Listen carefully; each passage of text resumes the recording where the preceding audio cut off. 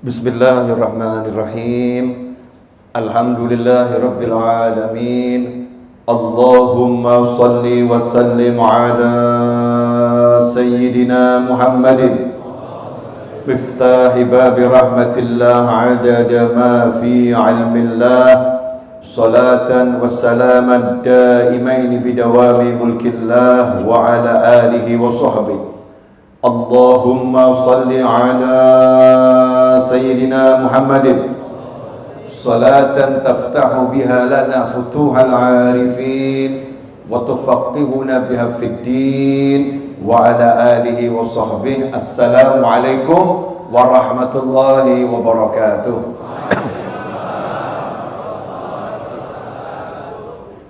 Alhamdulillah, malam hari ini Allah beri kita rezeki.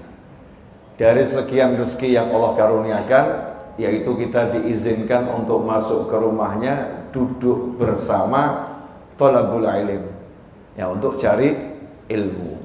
Ini rezeki yang tidak bisa disamakan dengan rezeki-rezeki yang lain. Kalau rezeki harta itu tanpa adanya ilmu akan bisa menjadi sesuatu yang membinasakan di dunia sebelum di akhirat.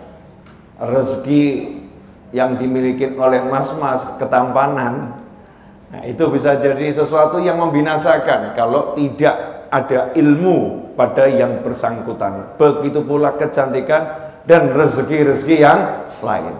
Makanya begitu kita dikasih rezeki ilmu, maka ini rezeki yang tiada tara, khairum minad dunya wa ma fiha, lebih utama daripada dunia dan segala isinya, sebagaimana disampaikan oleh Nabi Muhammad sallallahu alaihi wasallam, ad-dunya mal'unah, dunia itu terlaknat, ya, dan semua yang di dalamnya terlaknat kecuali orang yang berilmu, orang yang mencari ilmu, dan orang yang berzikir pada Allah, dan segala hal yang membantu orang berzikir pada Allah subhanahu wa ta'ala. Makna hadits semacam itu. Pada malam hari ini saya ingin ngobrol santai, ya, Masya Allah nih yang hadir termasuk penuh ini, ya, termasuk penuh. Ngobrol santai tentang hikmah hijrah. Meskipun Nabi hijrahnya nggak di bulan Muharram, tapi bulan Muharram sebagai penanggalan Islam yang kita kenal dengan tahun Hijriyah. Tahun Hijriyah diambil momentumnya hijrahnya Nabi Muhammad sallallahu alaihi wasallam. Kenapa kita akan bahas hikmah hijrah? Karena ini menyangkut pribadi mulia, manusia yang paling mulia, ciptaan Allah yang termulia, yaitu baginda Muhammad sallallahu alaihi wasallam, di mana Allah taala telah mewahyukan, laqad kana lakum fi rasulillahi uswatun hasanatun liman kana yarjullaha wal yawmal akhir wa dzakarallaha katsira. Sungguh laqad kana, buat kalian semua yang menginginkan Allah dan menginginkan hari akhir, sudah ada contoh yang terbaik, uswah hasanah, contoh yang terbaik, yaitu pada diri Nabi Muhammad sallallahu alaihi wasallam. Buat kita semua, kalau pengen contoh yang terbaik, gak usah repot-repot, karena sudah diberi contoh oleh Allah, yaitu Nabi Muhammad sallallahu alaihi wasallam. Wahyu Allah ini maknanya banyak. Tadi siang saya ceramah di kantor Pemkot, ya, Tangsel Islamic Center, ya, Islamic Center Pemkot Tangsel. Di antara makna contoh ini begini. Ini saya dapatkan tadi siang ketika ceramah. Jadi buat saya ilmu baru. Kalau buat antum mungkin nggak baru. Ya, buat saya ilmu baru, dapatnya di tengah-tengah ceramah. Dulu kita sewaktu masih sekolah terkadang nakal. Terkadang atau sering? Waktu sekolah itu, ya, dulu SD, SMP, zaman dahulu kala, terkadang nakal. Kalau kita itu mengerjakan ujian, biasanya kan ada soal bocoran, ya. Udah ada bocorannya, kemudian ada jawabannya.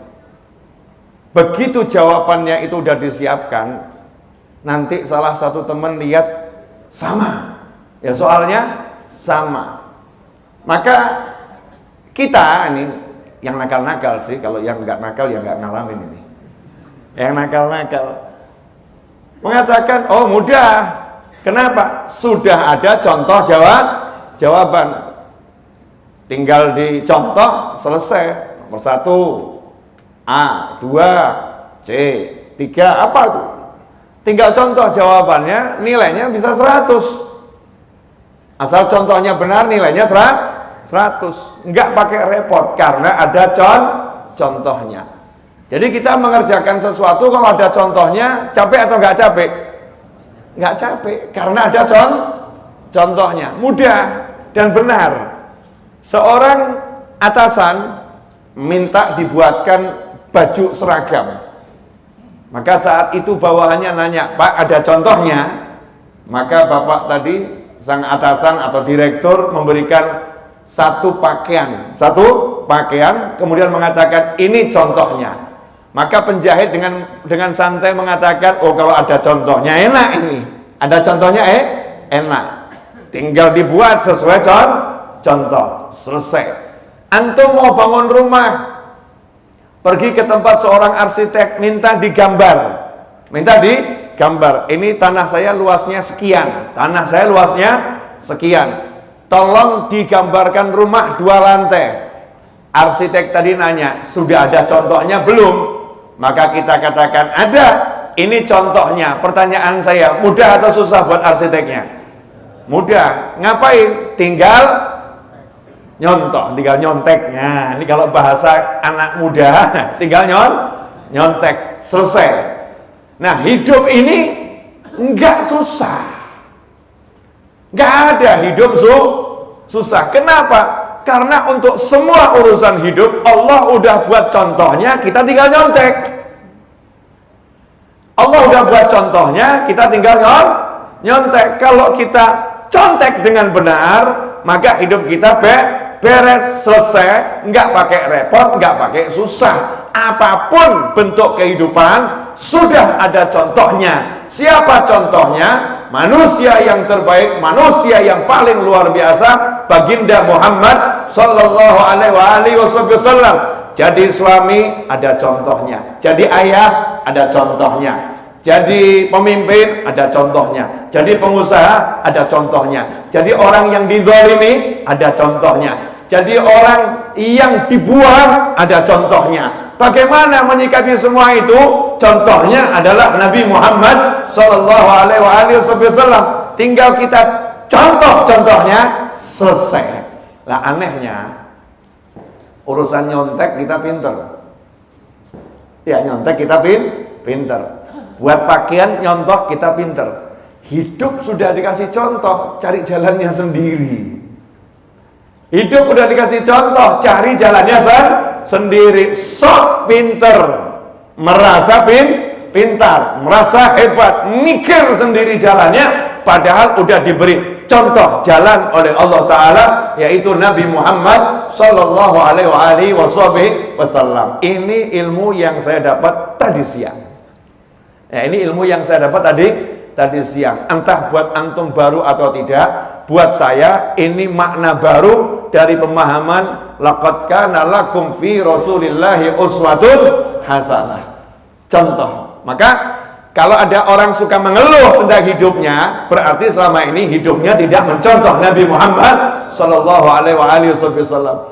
Kalau ada orang suka mengeluh tentang istrinya, berarti selama ini dia tidak mencontoh Nabi Muhammad SAW ketika berumah tangga bersama pasangan hidupnya. Kalau ada orang suka mengeluh tentang anaknya, berarti selama ini ia tidak mencontoh Nabi Muhammad SAW ketika mendidik anak-anaknya. Kalau ada orang mengeluh tentang susahnya cari rezeki, berarti selama ini ketika ia cari rezeki tidak mencontoh Nabi Muhammad sallallahu alaihi wasallam. Kalau ada orang mengeluh tentang susahnya hidup di dunia ini, berarti selama ini dia memulai hidup tidak mencontoh Nabi Muhammad sallallahu alaihi wasallam. Siapa mencontoh Nabi, maka enggak mungkin susah nggak mungkin hidupnya nggak enak, nggak mungkin dia pusing, nggak mungkin dia bingung, karena ia berada dalam petunjuk yang nyata, yaitu petunjuknya Allah Subhanahu wa Ta'ala. Dah, itu mukadimah 10 menit. Ini kan ada jamnya di sini. Ya, 10 menit mukadimah. Mudah-mudahan manfaat untuk yang berbicara dan manfaat untuk yang mendengarkan dimanapun saja. Nah, saya ambil hikmah hijrah. Ya, hijrah ini satu kata yang artinya meninggalkan, ya.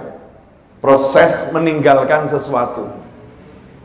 Biasanya orang hijrah itu dari tempat yang tidak baik menuju tempat yang lebih baik. Itu hijrah. Nabi kita Muhammad SAW bukan berhijrah dari tempat yang buruk. Enggak. Karena di jagat raya ini Mekah adalah tempat yang terbaik. Kadang-kadang kita suka salah, Nabi hijrah dari tempat yang buruk. Ngawur kamu. Mekah itu enggak pernah jadi tempat yang buruk. Mekah itu tempat yang terbaik. Tetapi Nabi Muhammad SAW terpaksa harus meninggalkan Mekah yang beliau cintai. Sebagaimana beliau sampaikan dalam sabdanya SAW ketika keluar meninggalkan Mekah, seandainya kaummu tidak mengusirku, maka aku takkan pernah meninggalkanmu. Seandainya kaummu tidak mengusirku, maka aku tidak pernah meninggalkanmu.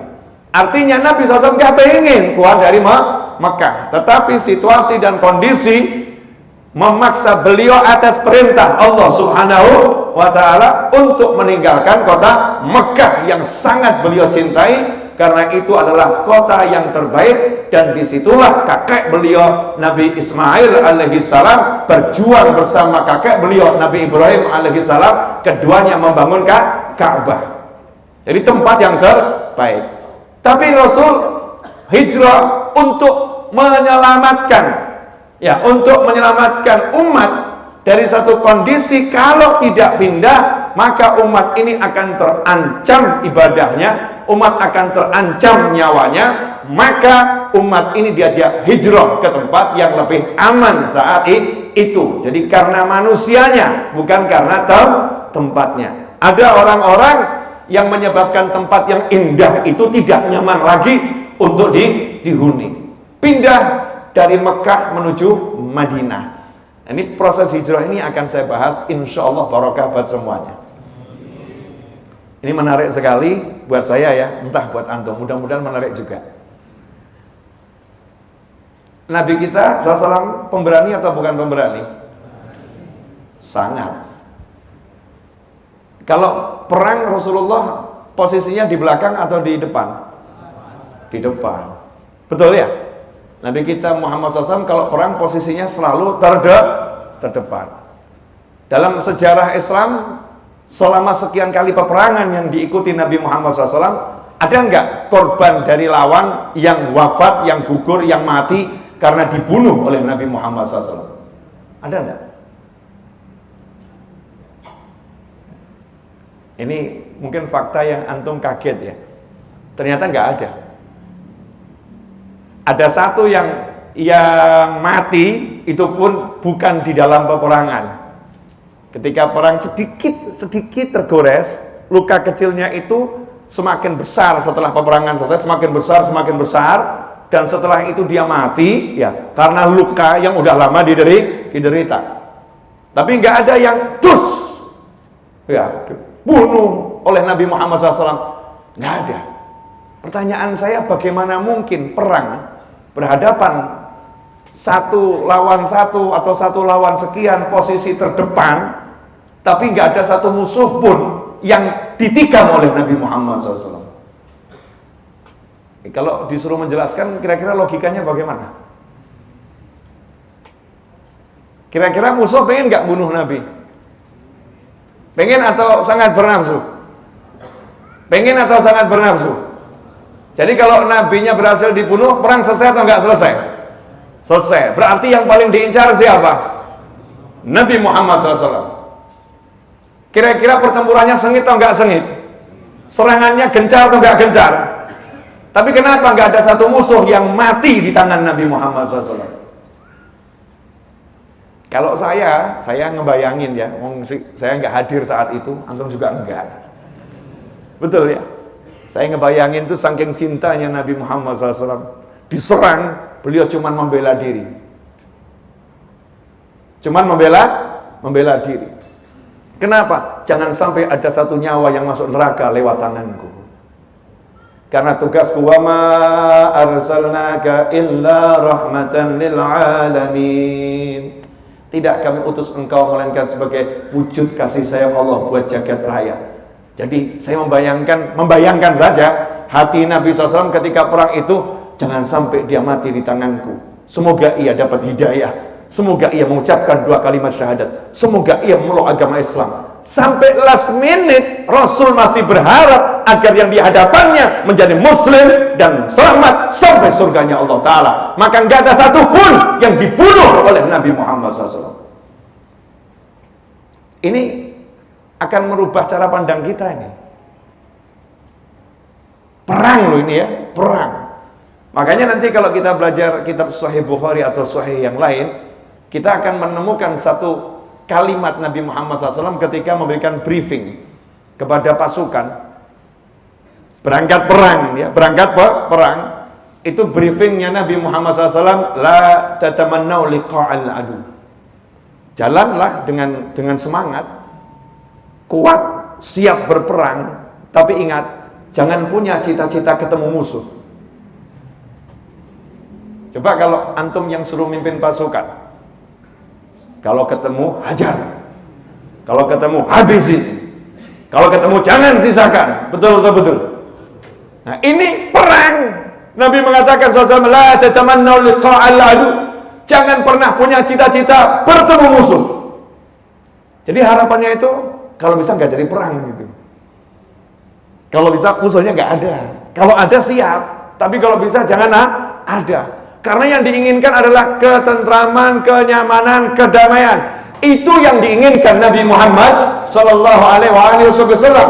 Makanya setelah beliau hijrah, kemudian beliau berangkat ibadah haji sampai di depan kota Mekah Al-Mukarramah, Nabi SAW tidak diizinkan masuk oleh orang-orang kafir Mekah, orang-orang musyrik saat itu. Apakah Nabi ngotot? Apakah Rasul mengatakan, aku kakekku yang mendirikan Mekah? Apakah Rasul mengatakan, aku Rasul yang paling mulia? Apakah Rasul mengatakan, bersamaku sekian ribu sahabat siap jadi syuhada, siap mati di jalan Allah? Apakah Rasul mengatakan, Allahu Akbar, serbu Mekah?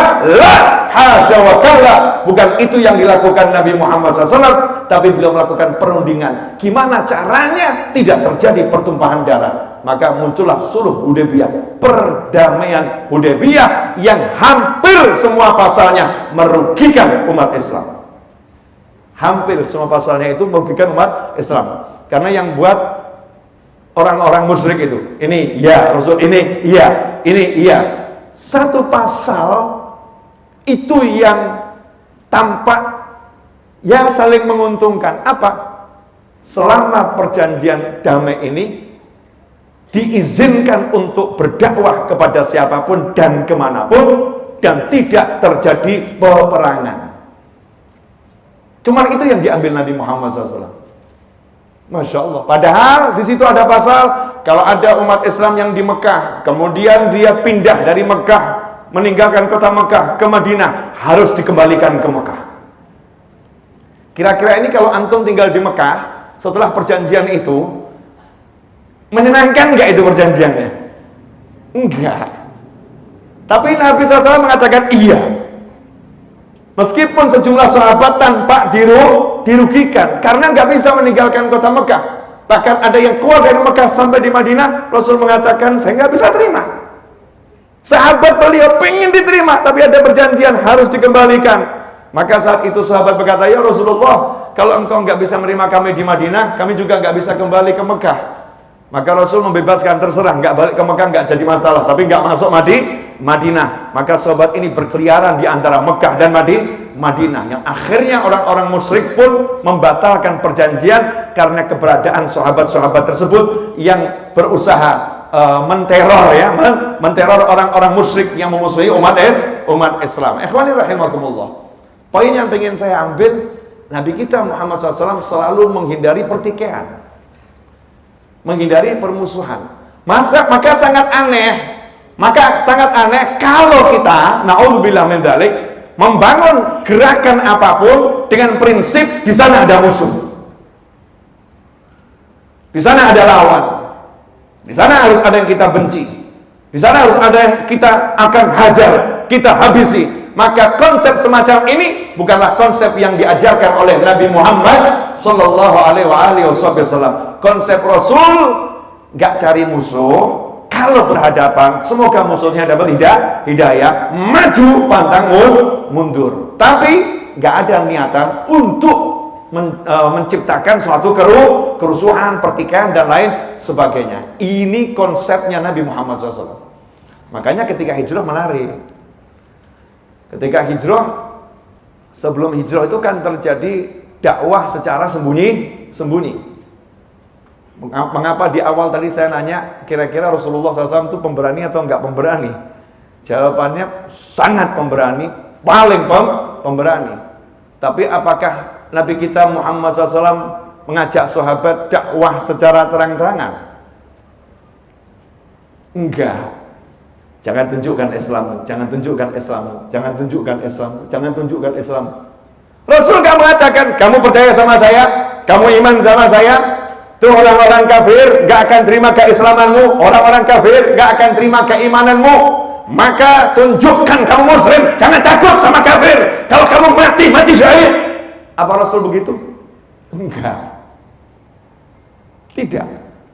Jangan tunjukkan keislamanmu, nanti kamu dibantai. Nyawa ini berharga, jaga nyawamu, jangan cari permusuhan.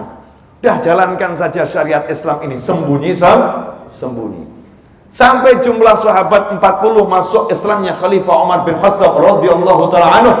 Saat itu Khalifah Umar bin Khattab radhiyallahu taala setelah masuk Islam ngajak semua sahabat untuk mengikrarkan Islam secara terang-terangan di depan Ka'bah. Saat itulah Nabi kita Muhammad SAW sempat melarang, jangan. Nanti kalian akan dianiaya, nanti kalian akan disiksa. Tapi sahabat bersikukuh, ya Rasulullah, kami siap gitu. Gak jadi masalah. Kalau bahasa bebasnya begitu. Hasilnya benar, setelah serempak mengucapkan 2 kalimat syahadat di depan Ka'bah, para sahabat dibantai oleh orang-orang musyrik, termasuk di antara korbannya adalah Sayyidina Abi Bakar As-Siddiq radhiyallahu taala anhu yang pingsan selama 3 hari dan bahkan sudah diusukan meninggal dunia karena luka yang luar biasa sampai wajahnya nggak bisa dikenali lagi. Kenapa saya bawakan ini? Biar kita paham prinsipnya Nabi SAW itu damai. Prinsipnya Nabi Muhammad SAW itu menciptakan ketenangan dan kenyamanan, bukan kegaduhan dan kerusuhan. Bukan kegaduhan dan kerusuhan. Padahal beliau yang paling berani, padahal beliau pemimpinnya semua pemberani. Maka ketika hijrah, ini bukti nyata bagaimana cara Nabi kita Muhammad SAW di dalam berdakwah dan bagaimana manhaj hidup Nabi Muhammad Sallallahu Alaihi Wasallam. Alhamdulillah 23 menit. Babak kedua, tadi kan babak pertama 10 menit, ya, tambah 10 menit lagi, udah 23 menit. Sekarang kita masuk pada fase yang pengen saya petik hikmahnya. Bagaimana itu? Kita masih ingat ketika akan hijrah, Nabi Muhammad SAW melakukan hijrah secara sembunyi-sembunyi. Betul ya? Hijrahnya Nabi siang atau malam? Malam. Diumumkan atau dirahasiakan? Dirahasiakan. Dilakukannya secara terang-terangan atau sembunyi-sembunyi? Sembunyi-sembunyi. Nabi pemberani atau paling berani? Paling berani. Sementara hijrahnya Sayyidina Umar bin Khattab radhiyallahu ta'ala anhu dilakukan siang atau malam? Siang hari. Dilakukan secara rahasia atau terang-terangan? Terang-terangan. Dirahasiakan atau diumumkan? Bukan lagi diumumkan, diproklamirkan. Beliau berkata, sambil menenteng senjata, menghuluskan pedang. Sayyidina Umar bin Khattab radhiyallahu ta'ala menyatakan, siapa yang ingin istrinya jadi janda, halangi saya. Jangan sok niru ya. Jangan sok, oh saya mau niru Umar bin Khattab, belum makomnya. Belum makomnya. Siapa yang ingin istrinya jadi janda, halangi saya mau hijrah. Masya Allah. Apakah kemudian Rasulullah bilang sama sahabat yang lain, tiru Umar tuh, pemberani, tiru Umar tuh, begitu. Kadang-kadang kita ini aneh gitu. Kadang-kadang kita itu aneh. Harus niru yang bagaimana gitu ya. Ini Umar bin Khattab lain radhiyallahu anhu. Memang sebelum masuk Islam beliau dikenal seseorang yang model begitu. Yang modelnya seperti itu. Dan memang ditakutin. Lah kamu gak ada yang takut sama kamu, gaya.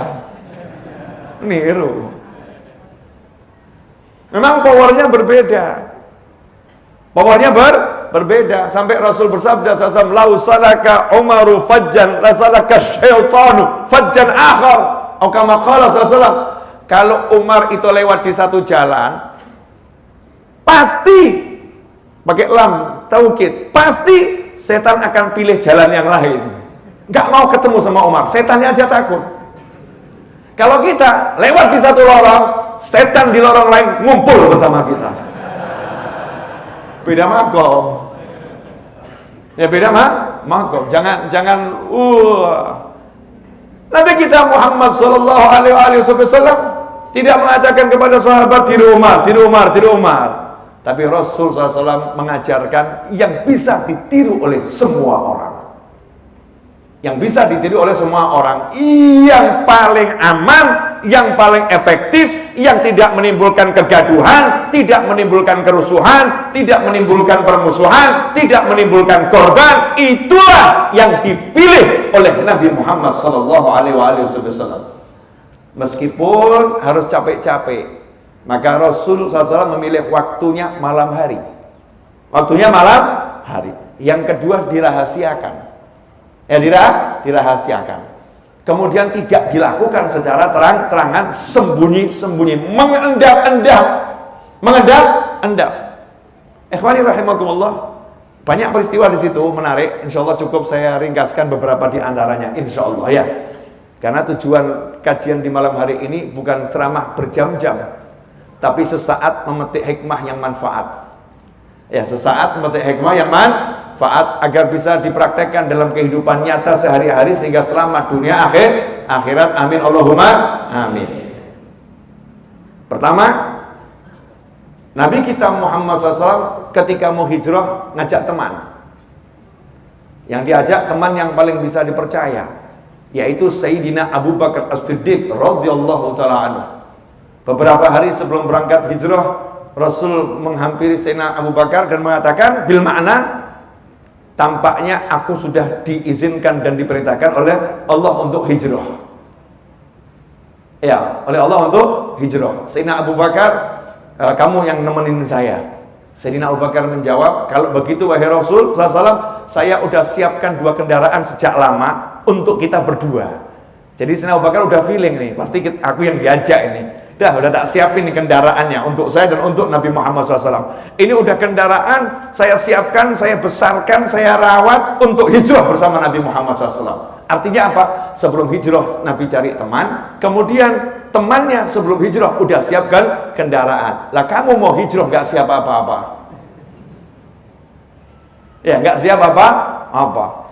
Dipersiapkan matang, ya dipersiapkan matang. Cari teman, siapkan kendaraan. Apa kata Nabi Muhammad SAW? Rasulullah ini ngomong ke Sayyidina Abu Bakar As-Siddiq radhiyallahu ta'ala anhu, bahasa kita ya, oke, deal, kendaraannya boleh, tapi bithaman, saya bayar. Kalau gratis enggak. Gentle. Kalau kita kan gratis nih, ya makasih, baik banget. Gitu paham sama kiai, paham sama habib, paham sama ustadz, masya Allah. Ini pecinta beneran, kamu baik, masya Allah. Kalau kita mungkin begitu. Ini Nabi Muhammad SAW Sayyidina Abu Bakar As-Siddiq radhiyallahu ta'ala pecinta beliau yang luar biasa dan menjadi mertua Nabi Muhammad sallallahu alaihi wasallam. Rasul nggak mau terima gratis. Saat itu belum punya uang. Rasul mengatakan, iya, tapi ini janjinya saya bayar ya, nggak gratis. Sayyidina Abu Bakar nggak mengatakan, jangan gitu ya Rasulullah, gratis aja, ini ikhlas loh ya. Bukan sok pinter. Tapi ya sami'na wa ta'na. Itulah muncul kalimat imtithalul amri khairun min sulukil adab. Melaksanakan perintah guru lebih utama dari sok beradab. Ya sok beradab. Perintah gurunya bayar, ya udah bayar. Guru lebih paham apa hikmahnya. Tapi kamu jangan ngambil dari sisi yang seperti saya sebutkan tadi. Yai tiru Nabi itu, Habib Ustadz tiru Nabi, nggak cari gratisan, bayar. Oh, kamu ya kurang ajar juga itu. Ya, harusnya kita niru Sayyidina Abu Bakar, niru bagian kita, niru Sayyidina Abu Bakar. Udah saya siapkan, gratis Yai bagian kita. Bagian kita kalau jadi ulama, jadi ustadz, jadi kiai, jadi habib, jadi siapapun, ya kalau kita memang mampu punya, bayar. Saya bayar nih. Menunjukkan izzah. Menunjukkan izzah. Punya harga. Punya nilai. Bayar loh ya. Saya nggak mau gratis. Ya ada sesuatu hadiah yang diterima gratis, tapi untuk ini Nabi nggak mau gratis, bayar. Karena ini perjalanan yang sangat penting. Nilainya luar biasa. Nabi nggak mau memberatkan sahabatnya, Tahu ada anak-anak yang ditinggalkan oleh Sayyidina Abu Bakar As-Siddiq radhiyallahu ta'ala. Ada keluarga yang ditinggalkan. Menariknya apa? Ketika berangkat beliau berdua, Rasulullah SAW dan Sayyidina Abu Bakar As-Siddiq radhiyallahu ta'ala, Sayyidatuna Aisyah dan saudari dan saudarinya di rumah ditinggal tanpa sepeser uang pun. Saat itu ayahnya Sayyidina Abu Bakar As-Siddiq radhiyallahu ta'ala datang ke rumah cucunya, nanya kepada cucunya, apa yang ditinggalkan ayah kalian untuk kalian?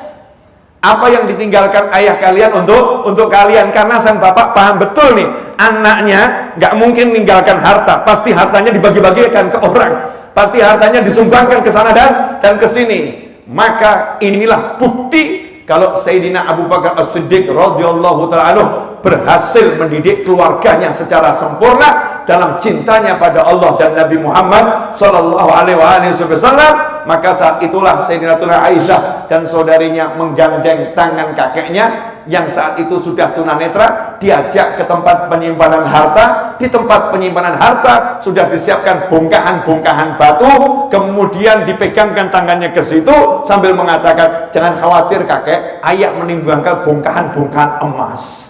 Padahal itu batu. Coba kalau itu anak kita, bapak nggak kok, nggak perhatian, dibawa semua, kita nggak ditinggalin. Apalagi kalau masya Allah pasangan hidup yang nggak punya akhlak, datang ini mertuanya nanya, gimana suamimu ninggalin duit, boro-boro ninggalin duit, yang ada dibawa semua. Memang anak bapak nggak punya perhatian, nggak punya perasaan gitu. Kita ditinggal, nggak dikasih apa-apa, bla bla bla bla bla bla dan lain sebagainya. Urusan duit ini ruwetnya luar biasa. Sementara keluarga Sayyidina Abu Bakar nggak ada yang ngurus duit. Karena itu kalau mau niru Sayyidina Abu Bakar As-Siddiq radhiyallahu ta'ala yang mendermakan seluruh hartanya di jalan Allah Ta'ala, kamu nggak boleh niru seperti itu sebelum kamu berhasil mendidik keluargamu semuanya ikhlas, kamu jadi seperti itu. Begitulah yang diajarkan oleh para ulama. Jangan akhirnya kamu katakan seluruh harta untuk Allah dan Rasulnya, seluruh harta untuk Allah dan Rasulnya, sementara istrimu hatinya tidak bisa merasa nyaman, nggak bisa merasa tenang, hatinya bingung besok makan apa. Maka yang semacam ini dosanya engkau yang menanggungnya. Jadi harus paham mau menempatkan posisi ini seperti apa. Lanjut, boleh dilanjut? Ya baru mulai. Subhanallah. Kendaraan sudah dipilih, teman sudah dipilih. Yang jadi masalah, Nabi Muhammad SAW ini kan sangat berpengalaman ya. Rasulullah itu berpengalaman melakukan perjalanan. Pengalaman. Karena dari kecil sudah keluar dari Mekah. Dibawa oleh Halimatus Sa'diyah. Keluar dari Mekah. Ke desa.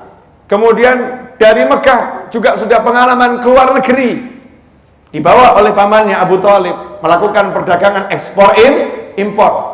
Bukan sekali dua kali, udah berkali-kali.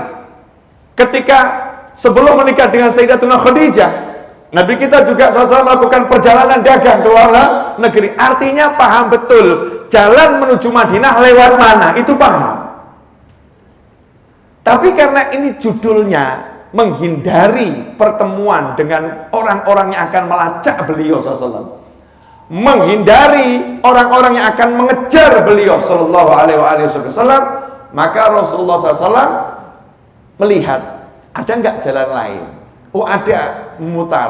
Disitulah kejujuran, keilmuan Nabi Muhammad SAW. Betul, Rasulullah ini yang paling tahu, yang paling alim, paling ngerti. Tapi kalau semuanya beliau mengatakan aku paling tahu, kita bisa jadikan beliau contoh nggak? Nggak bisa. Nanti kalau pas nggak tahu terus contohnya gimana? Maka kadang-kadang Nabi SAW pura-pura nggak ngerti gitu loh ya. Pura-pura nggak ngerti. Saya nggak tahu nih jalan memutar nih lewat mana. Maka cari orang yang tahu, cari orang yang ahli.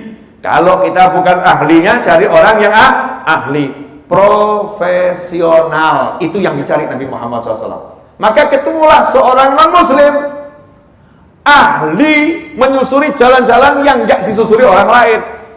Jalan-jalan kalau kita bilang jalan tikus ya. Ya ada jalan tikus, jalan yang memutar. Tapi orang nggak lewat situ. Ini yang tahu hanya ahlinya. Maka Nabi kita Muhammad SAW menyewa, membayar orang tadi, kamu jadi guide kami, tunjukkan jalannya, kita bayar. Non-muslim dipercaya oleh Nabi Muhammad SAW untuk misi terpenting beliau, menghindari orang-orang kafir yang akan membunuh beliau SAW. Ini menarik atau enggak menarik ini? Menarik ya. Rasul enggak mengatakan, oh kamu kafir. Oh sorry bro, saya nabi, saya rasul, saya nggak bisa kerja sama kamu. Oh, kamu kafir kok ya. Saya nggak bisa kerja sama orang kafir. Saya ini rasulnya Allah, yang paling dicintai Allah. Masa perjalanan mulia hijrah yang bimbing saya dalam perjalanan guide-nya adalah orang kafir? Oh nggak bisa. Saya harus cari muslim yang iman sama Allah Ta'ala. Kalau nggak ada, ya usah. Nggak perlu dibimbing saya, nggak perlu. Biar Allah yang bimbing saya. Apa begitu? Enggak. Makanya kalau kamu pakai Google Map, nggak jadi masalah. Dalilnya adalah hijrahnya Nabi Muhammad SAW. Ilmu baru kan? Betul ya? Ya Google Map yang buat siapa? Muslim? Bukan seorang Muslim. Tapi pakai nggak kalian? Bukan lagi pakai, bergantung setengah mati. Ya bergantung setengah mati. Begitu sinyalnya hilang, jalannya pun ikut. Masya Allah. Betul ya? Sinyal hilang, ini jalannya ikut hilang. Muter-muter nggak karuan. Weh datang satu temennya, kamu Muslim, masa pakai Google Map? Ini buatan kafir. Hapus aplikasi ini. Masya Allah. Jawab saja. Dulu ketika Nabi hijrah, Nabi juga membayar orang kafir untuk menjadi pembimbing perjalanan Nabi Muhammad Sallallahu Alaihi Wasallam. Ini profesional, bukan masalah Muslim atau kafir. Ini keilmuan. Ambil ilmu dari siapapun selama itu tentang ilmu. Oh ilmu itu kok sumbernya dari setan aja, kalau bener diambil kok. Nah ini agak aneh ya. Judulnya kalau dibuat begini jadinya viral nanti itu. Mengamalkan ilmu yang asalnya dari setan. Ya ilmunya nggak dari setan, ilmu dari siapa? Dari Allah Subhanahu wa Ta'ala. Tapi terkadang-kadang Allah menyampaikan ilmu lewat setan. Mesti nanya nih dalilnya mana gitu ya. Seorang orang zaman sekarang ini ruwet gitu ya. Kita ini suka ruwet. Udah dikasih tahu ulama, yang ngasih tahu ulama masih nanya dalilnya mana? Lah yang ruwet. Insya Allah kita nggak termasuk yang ruwet. Amin. Yang begitu-begitu tuh dalilnya mana? Dalilnya mana? Giliran yang ngomong ulama minta dalil, yang ngomong motivator nggak pernah minta dalil, yang ngomong dokter nggak pernah minta dalil. Kalau ulama yang ngomong minta dalil, tapi ya nggak apa-apa. Tugas ulama memberi dalil.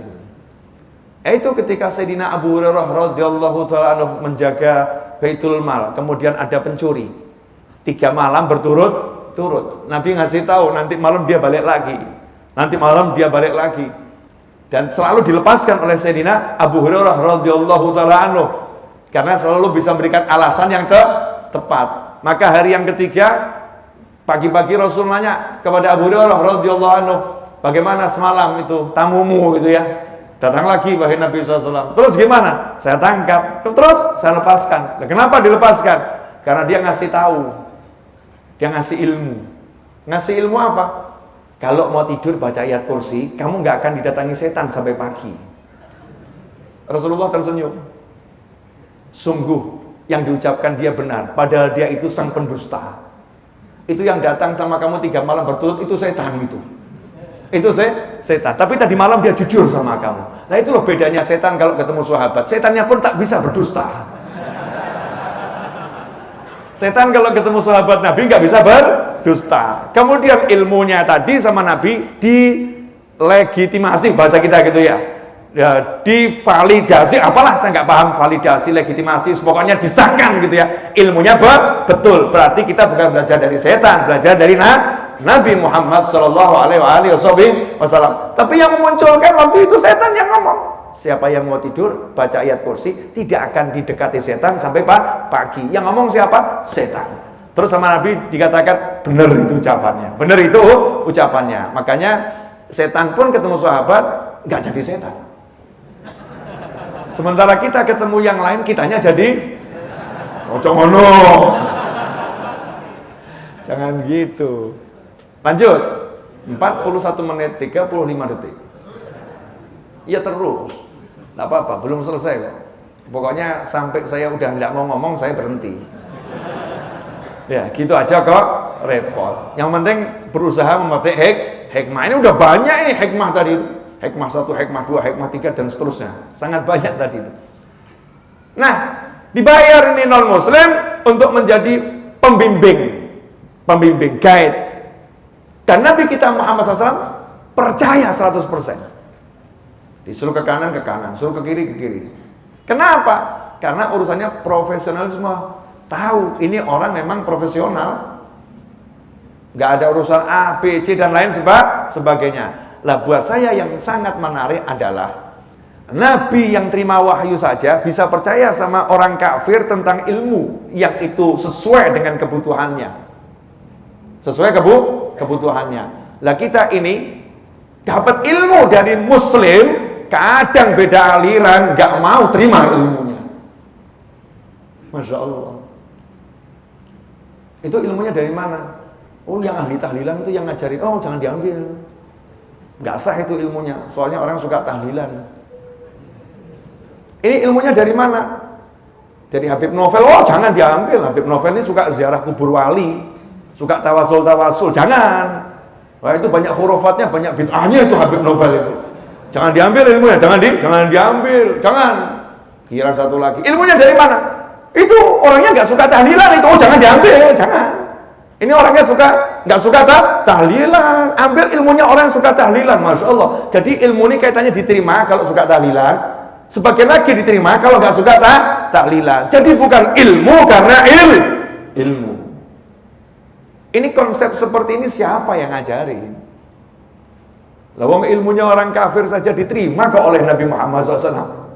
Ilmunya, maaf ya, ini memang faktanya begitu. Setan yang ngomong, kalau itu benar, Nabi menerima. Nah kok kita sekarang nggak bisa begitu ya sama ilmu ya. Makanya menjadi katak dalam tempurung. Ilmunya nggak nambah-nambah.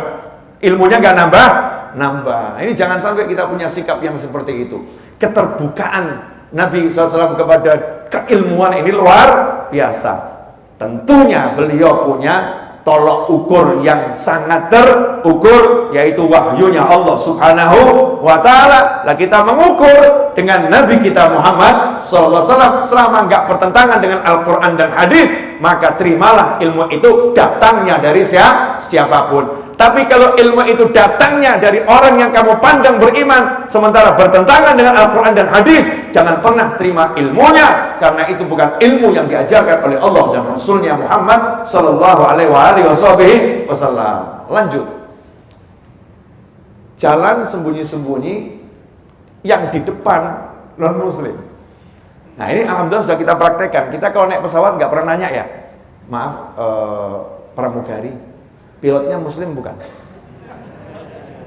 Wah, KTP-nya sih bukan Islam. Wah sorry, saya turun aja deh. Ada begitu? Tidak ada. Makanya kalau bicara toleransi loh, toleransinya Nabi Muhammad SAW luar biasa, profesional. Selama itu bukan urusan ibadah, bukan urusan ibadah, kehidupan sosial, ya hiduplah bersama siapapun.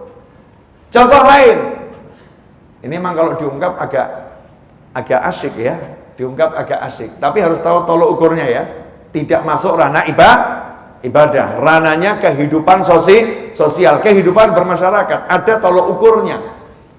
Nabi kita Muhammad SAW ketika setelah hijrah di Madinah punya rumah, ya punya rumah, bangun pasar, berinteraksi dengan masyarakat. Maka Nabi kita Muhammad SAW punya tetangga, punya karyawan. Apakah Rasul mengumumkan aku Nabi, aku Rasul, maka yang jadi karyawanku harus seorang muslim, non-muslim dilarang tinggal bersamaku? Apakah begitu? Enggak. Saat itu ya, saat itu kan di Madinah bebas semuanya boleh kumpul. Sampai sekarang ini di luar Madinah bebas. Kalau di Madinah harus muslim, di Mekah harus muslim. Saat ini. Tapi kita ambil contoh saat itu untuk kehidupan kita di negara kita ini. Di tempat-tempat yang memang tidak dikhususkan untuk muslim, tempat yang boleh semuanya menjadi satu. Nabi kita Muhammad SAW membayar seorang karyawan, dan karyawan itu adalah seorang Yahudi. Gak nanggung-nanggung ya. Kamu punya karyawan Yahudi? Enggak kan? Nabi kita Muhammad SAW punya karyawan seorang Yahudi. Ini fenomena yang menarik. Ya fenomena yang menarik. Yahudi jadi karyawan Nabi. Kalau kita kebalikannya, kita jadi karyawannya Yahudi. Seharusnya Yahudi jadi karyawan kita, bukan kita jadi karyawannya Yahudi. Yahudi jadi karyawan Nabi. Apakah ditolak? Diterima. Kenapa? Tetangga. Nabi hidup bertetangga dengan Yahudi? Iya. Karyawannya Yahudi? Iya. Digaji? Iya. Dibayar? Iya. Disayang? Iya. Buktinya, waktu karyawan ini sakit, apakah Nabi kita Muhammad SAW mengatakan, udah biar cepetan masuk neraka itu, biar cepet mati, nggak perlu dijenguk, nggak perlu dijenguk apa begitu? Enggak. Karyawannya sakit, Yahudi masih anak-anak remaja. Maka Nabi kita Muhammad SAW mendatangi ke rumahnya, menjenguk. Tetangganya seorang Yahudi, anaknya jadi karyawan beliau SAW, sakit, maka dijenguk. Rasul gak mengatakan bapaknya juga Yahudi, yang ngapain aku harus jenguk? Enggak. Tapi dijenguk oleh Nabi Muhammad SAW. Disamperin, dijenguk. Di situ Rasulullah dakwah. Dilihat ini anak sudah di ujung nyawa, maka Rasul bersabda SAW, ucapkan 2 kalimat syahadat, yuk masuk Islam yuk. Hebatnya di sini, ini yang saya sampai sekarang nggak habis pikir. Bapaknya ini Yahudi loh, anaknya diajak masuk Islam di akhir umur. Seharusnya kan bapaknya marah. Seharusnya bapaknya mengatakan, jangan ikut campur urusan anakku. Anakku mau mati, jangan ganggu akidahnya, jangan paksa-paksa, jangan rusak keimanannya. Seharusnya kan bapaknya begitu. Tapi yang kita temukan dalam sejarah Islam, dalam hadis, ketika Nabi menyampaikan kepada anak tersebut, sallallahu alaihi wasallam kepada anak tersebut, anak tadi menoleh ke arah ayahnya yang belum memeluk agama Islam, seorang Yahudi. Apa yang dilakukan ayahnya? Apa mengatakan jangan dengarkan dia? Apa begitu? Enggak. Ayahnya mengatakan ati Abul Qasim, ati Abul Qasim. Allahumma shalli wa sallim alaihi. Taati Nabi Muhammad SAW, taati Abul Qasim, taati bapaknya Qasim, taati Nabi Muhammad SAW. Kemudian anak tadi mengucapkan 2 kalimat syahadat dan meninggal dunia. Rasul pun meneteskan air mata bahagia. satu jiwa terselamatkan di tanganku. Oh kama qala sallallahu alaihi wasallam. Pertanyaan saya, bagaimana seorang Yahudi merelakan anaknya untuk dimasukkan Islam oleh Nabi Muhammad SAW di akhir usia? Ini berarti kan beliau punya hubungan kedekatan yang luar biasa. Nah sekarang ini fenomena aneh. Jangankan dengan yang lain, Muslim ketemu Muslim beda sedikit, musuhnya luar biasa. Betul atau betul? Jujur saja kita, betul atau betul? Ini nyata, bukan rekayasa, memangnya nyata. Pakaiannya beda dikit, hatinya berbeda banyak. Pakaiannya beda dikit, hatinya berbeda banyak. Tapi ini saya sampai mikirnya tuh gimana ya, kok bisa ya kakek saya seperti itu? Kok bisa ya Yahudi justru dukung anaknya masuk Islam, taati Rasulullah SAW, ucapkan 2 kalimat syahadat. Ini sesuatu yang luar biasa. Terbuka, tapi tahu batasannya. Bergaul, tapi tahu wilayahnya. Tahu wilayahnya. Berinteraksi, tapi tahu mana yang boleh, mana yang tidak boleh. Itulah Islam, sehingga kita tidak terjerumus pada golongan-golongan yang dilarang oleh Allah dan Nabi Muhammad SAW. Bersama dengan yang lain, tapi ngerti mana yang boleh, mana yang nggak boleh. Selama itu tidak masuk dalam ranah kehidupan beragama, it's okay. Seperti yang sudah diatur di negara kita, indah Indonesia ini. Sudah diatur di negara kita ini, indahnya luar biasa. Jelas semuanya? Alhamdulillah. 51 menit 34 detik. Cukup lama atau sebentar? Ngomong sebentar tuh enak gitu ya. Sebentar. Ya, saya jam 1:30 malam jalan dari Solo nyupir. Pagi nyampe Tangerang ceramah, terus ngantar keponakan sampai rumah menjelang maghrib. Ya, kemudian badal isya jalan ke sini ceramah. 53 menit kamu bilang sebentar, kan keterlaluan. Alhamdulillah. Ya, alhamdulillah. Lanjut. Ya. Ya, ini saya lagi coba handphone baru, jadi ya sambil lihat-lihat nih handphone ini ngapain gitu ya. Ada info-info apa di handphonenya ini. Ikhwani rahimakumullah. Asyik lagi, ya, yang asyik lagi. Ketika dikejar, mau berangkat, Nabi Muhammad SAW meninggalkan menantu tercintanya, Ali bin Abi Thalib. Radhiyallahu ta'ala anhu wa karramallahu wajhah. Ali bin Abi Thalib dipanggil sama Nabi Muhammad SAW, kamu tidur di tempat tidur saya ya. Tidur di tempat tidur saya, berselimutkan selimut saya, tutup wajahmu, tidur di sini. Karena orang-orang kafir, musyrik, ini sudah mengumpulkan seluruh kepala sukunya, mengirim utusan remaja-remajanya, setiap kepala suku mengirimkan satu remajanya, akan membunuh saya. Kamu gantikan ya, saya di tempat tidur, kamu tidur di situ ya. Coba kalau kamu jadi Ali bin Abi Thalib, ngomong apa?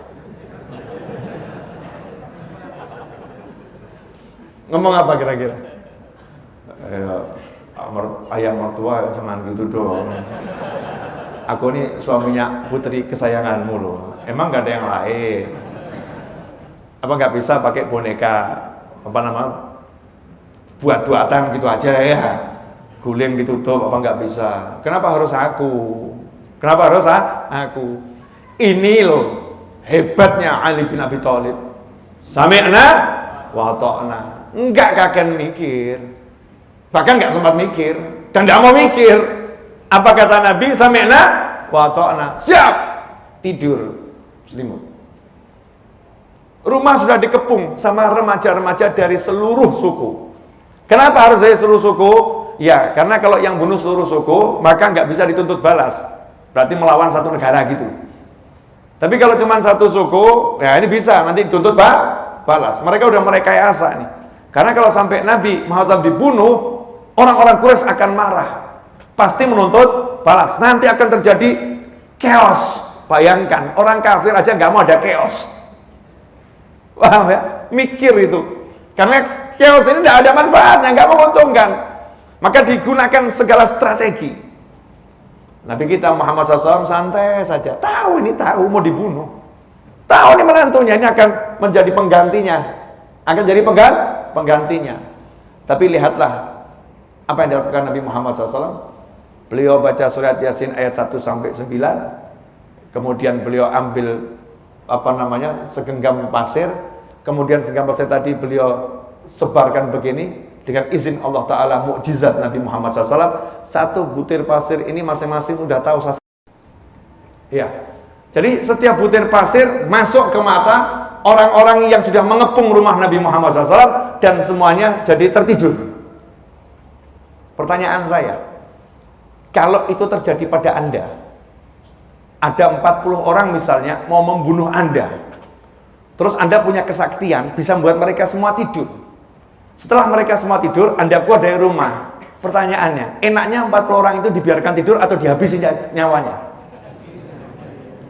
Karena kalau bangun pasti masuk ke rumah, ini menantu Anda akan dihajar. Enaknya 40 orang tadi dibiarkan hidup atau mati sekalian? Ini logika berpikir normal manusia loh ya. Dihabisi atau dibiarkan hidup?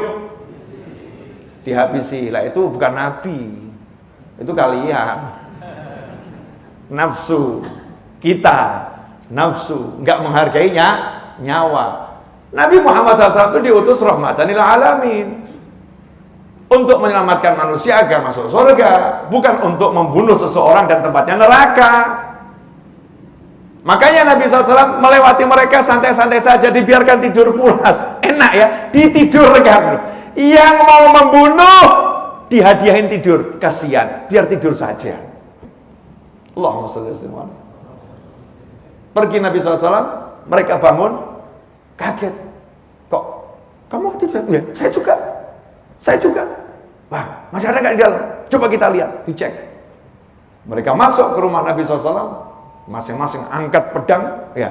Tapi mereka adalah orang-orang yang profesional, tidak penakut-penakut. Mereka nggak mau membunuh tanpa melihat wajah. Inilah seorang yang gentleman, pemberani ya. Maka dibuka dulu. Jadi pengen membunuhnya itu mantap. Lihat wajahku, aku yang bunuh kamu. Seperti itu. Begitu dilihat, Sayyidina Ali lagi santai sama senyum. Loh Ali, nggak jadi. Kalau kita, loh bapaknya nggak ada, udah anaknya kalian udah kenapa kamu ganti ini? Ini hebatnya loh orang kafir di masa itu, ya orang kafir di masa itu tahu bukan ini sasarannya, yang nggak dilanjutkan. Kalau kita ya udah nggak dapet dia, yang ini hajar. Na'udzubillah min dzalik. Jadi saya lihat ini indah sekali gitu loh ya. Yang memusuhi pun tahu sasarannya siapa, nggak mau sembarangannya nyasar.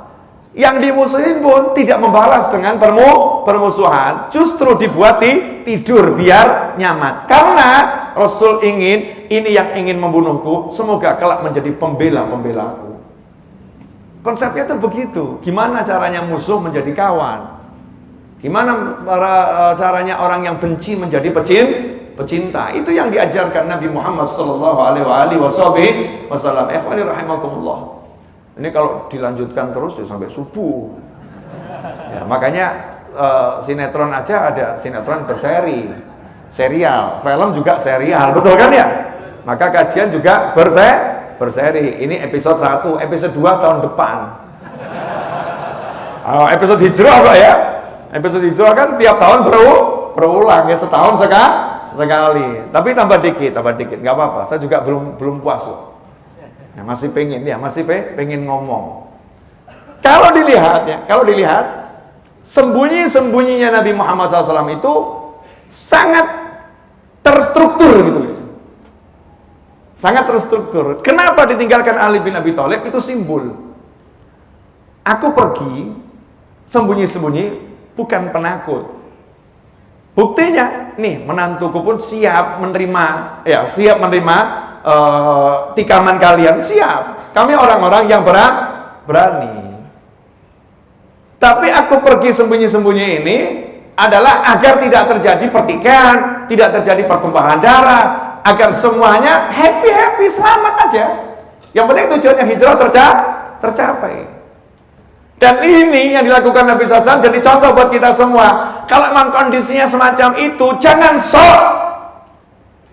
Jangan merasa aku harus berani. Enggak. Sembunyi seperti Nabi, bergerak dalam senyap, menghindari permusuhan dan pertikaian. Itu justru yang terbaik. Karena menciptakan kedamaian dan perdamaian. Apalagi di negara kita nih, super damai, Masya Allah. Makanya kita jangan suka membuat kegaduhan. Jangan suka membuat keributan. Ciptakan suasana tenang dimanapun kita berada. Karena tenang itu mahal harganya. Contoh, ya ini apa contoh lagi. Semakin banyak contohnya kan semakin konsep ini kelihatan ya. Konsep ini kelihatan. Setelah di hijrah ya, setelah hijrah duduk dengan Sayyidatuna Aisyah radhiyallahu taala anha, Nabi bercerita SAW tentang Mekah, bercerita tentang Ka'bah. Aisyah, kalau umatmu, kaummu ini tidak baru saja masuk Islam, jadi karena Islamnya masih baru. Kalau udah lama itu beda, ini Islamnya masih baru. Tentu Ka'bah itu akan aku pugar, pintunya aku jadikan jadi dua. Ada pintu masuk, ada pintu keluar. Ka'bah yang sekarang kan pintu cuma satu ya, pintu masuk, pintu keluarnya enggak ada. Nabi SAW berencana menjadikan Ka'bah dua pintu, ada pintu masuk, pintu keluar.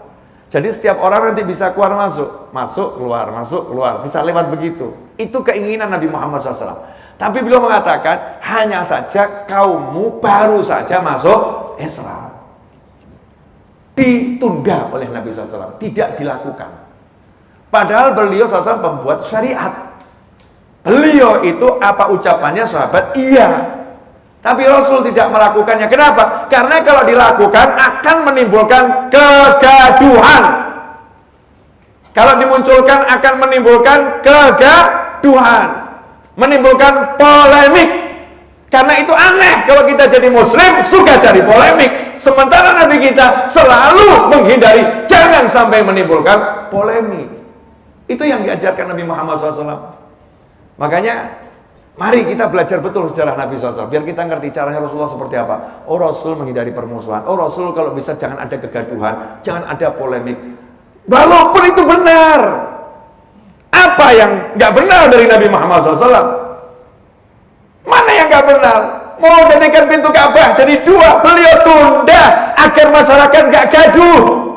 Sementara kita, mana yang benar dari kita? Masih tanda tanya. Ya, sukanya maksa sesuatu dan buat gaduh di mana? Mana? Ini kita ini. Karena kita nggak belajar cara Nabi Muhammad Shallallahu Alaihi Wasallam. Nah, insya Allah 1 jam penyampaian ini cukup mengenyangkan yang ngomong.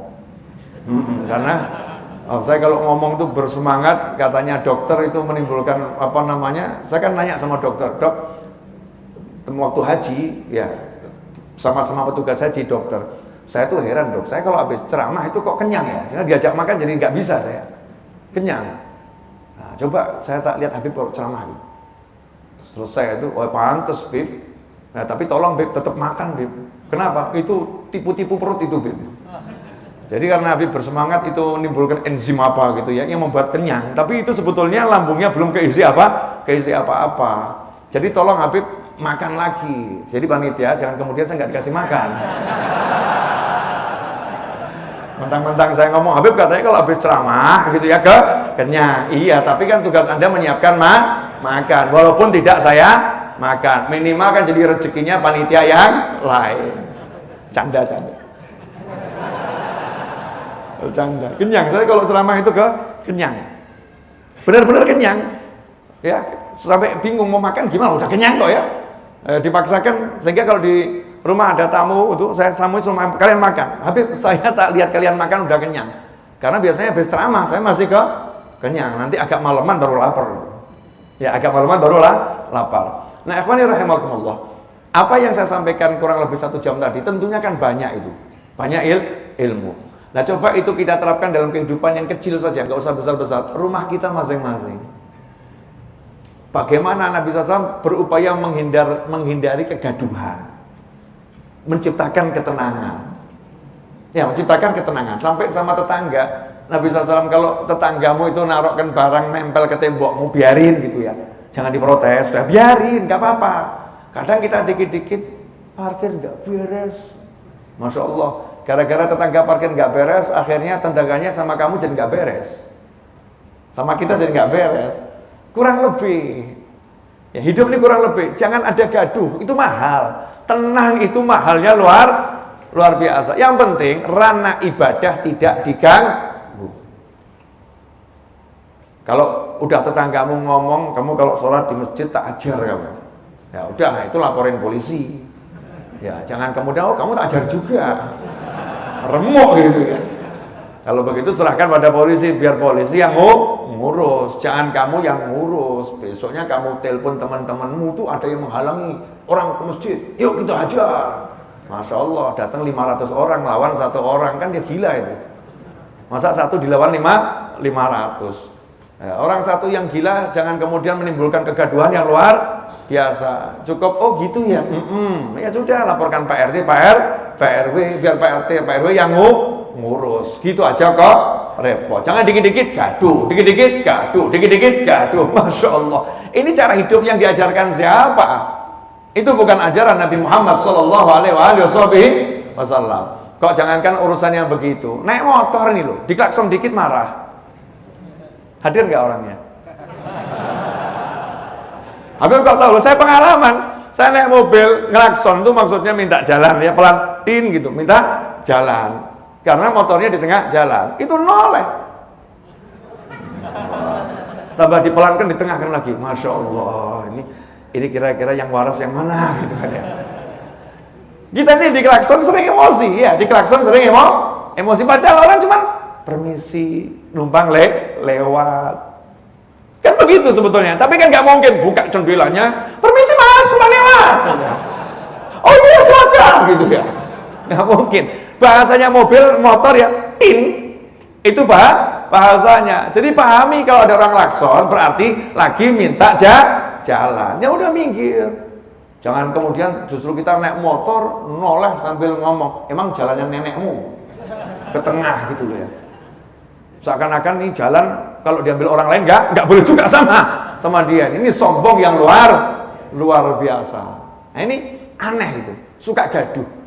Maka yuk kita serukan ya suara-suara yang mengajak orang tinggalkan kegaduhan.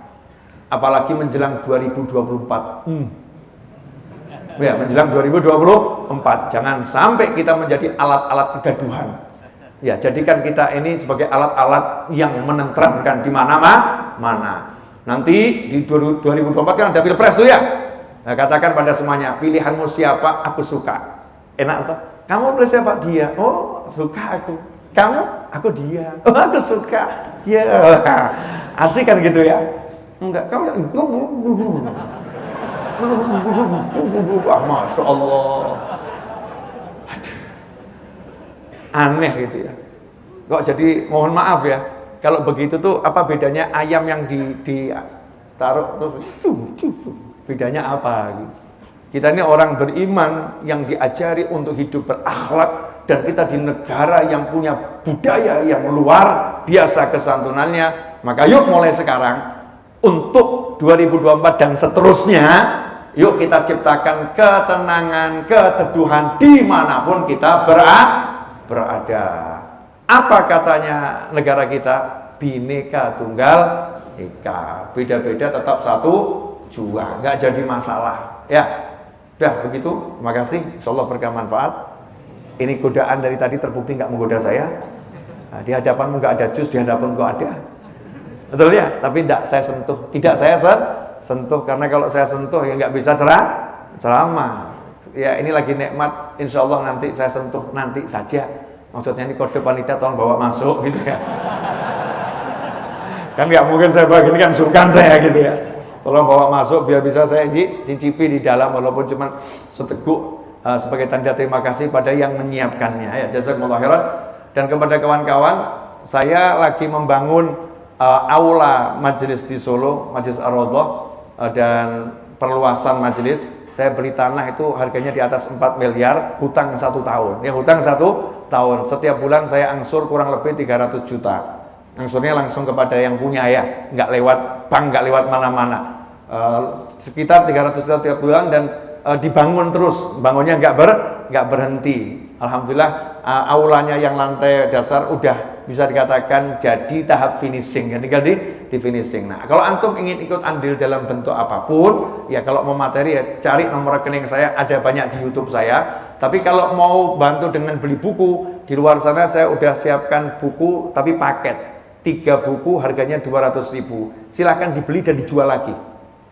Ya, karena itu ada 3 buku, yang satu harganya 100, yang satu harganya 100, yang satu harganya 75. Seharusnya harganya 275, tapi hanya dijual dengan harga 200.000. Artinya kalau antum beli, dijual lagi, masih untung. Paham ya? Ya, beli dijual lagi masih untung. Artinya nggak ada ruginya. Ya, nggak ada ruginya. Nah, tapi kalau dibeli kemudian disimpan, nggak ada ruginya juga, nggak usah dibaca, simpan aja. Nanti kan cucumu yang keberapa pasti akan baca. Warisan Simbah gitu kan. Masya Allah, warisan Simbah. Tetap nanti kita dapat manfaatnya. Atau hadiahkan orang itu nggak baca, ditaruh manapun nanti akan ada yang membaca. Manfaatnya nggak mungkin hilang, terus akan ada manfaatnya. Nah, kalau ada yang mau, silakan cari di luar sana. Itu sudah ada 2 kelompok kawan-kawan saya, ada yang jualan di bagian wanita, ada yang jualan di bagian pria, sudah dipisahkan. Nah, insya Allah barokah manfaat. Jazakumullah khairan wa lakum minkum. Wassallallahu ala sayyidina Muhammadin wa alihi wasallam. Walhamdulillahirabbil alamin. Wassalamualaikum warahmatullahi wabarakatuh.